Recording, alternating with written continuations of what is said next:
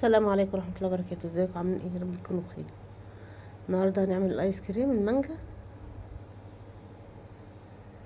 بكل سهوله واسهل طريقه، ممكن في الخلاط او في المضرب. يلا ما تنسوش تعملوا لايك، واللي مشتركش في القناه اشترك. كنت بنعرف معايا 3 مانجات كبار بتاع كيلو الا ربع كده او كيلو، نص كوبايه سكر. حطيت المانجا في الخلاط، في الكبه، في خلاط اي حاجه تحطيها فيه. نص كوبايه السكر،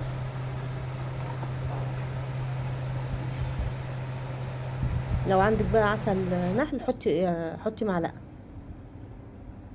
بس انا ما كانش عندي. ضربت المانجا في الخلاط، فرمتها.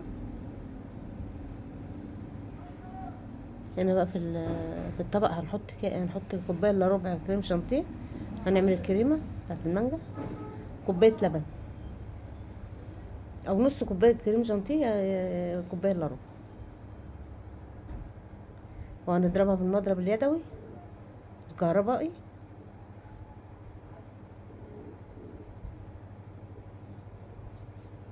او في الخلاط، لو عايزه تحطيها في الخلاط حطيها في الخلاط.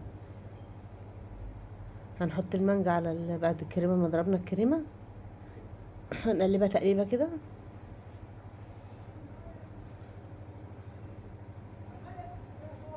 حطيت كيس فانيليا بس المقطع ما جاش. وهضرب برضو ايه بالمضرب كده، هضربها بالمضرب.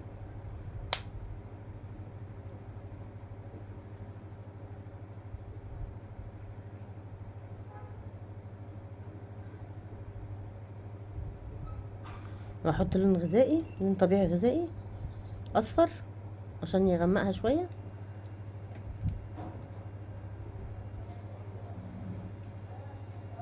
وهضربها. دلوقتي خلصنا الضرب. ما هي علبه بلاستيك او طبق بايركس او اي حاجه،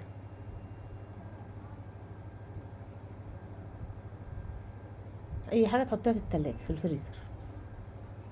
هنفضي الايس كريم، هديله خبطتين كده. انا حطيته بتاع 3 ساعات، وبعدين الجو حر ما لحقش يعني يتلج قوي. 3 ساعات وطلعته.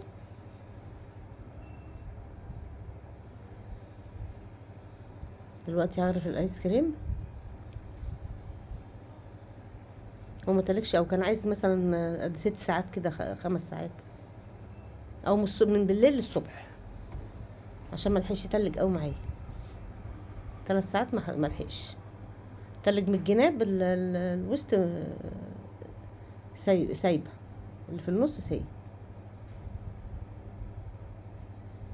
عايز تعملي من بالليل تحطيه يعني طول الليل، والصبح تغرفيه بتاع 6 7 ساعات. انما انا ما قعدتوش 3 ساعات في الفريزر، الجو حر اصلا.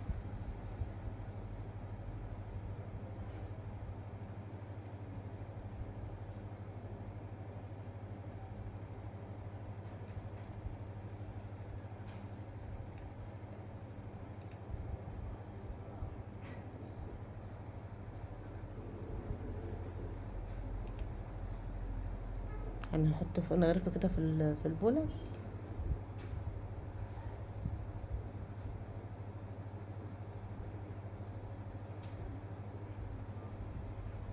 خلاص خلصنا الايس كريم زي ما انتوا شايفين، كل سهوله. ممكن لو تعمليه في الخلاط عادي برضه اضربيه في الخلاط. حطي المانجا اضربيها، وحطي عليها الكريم جانتيه والسكر. السلام عليكم.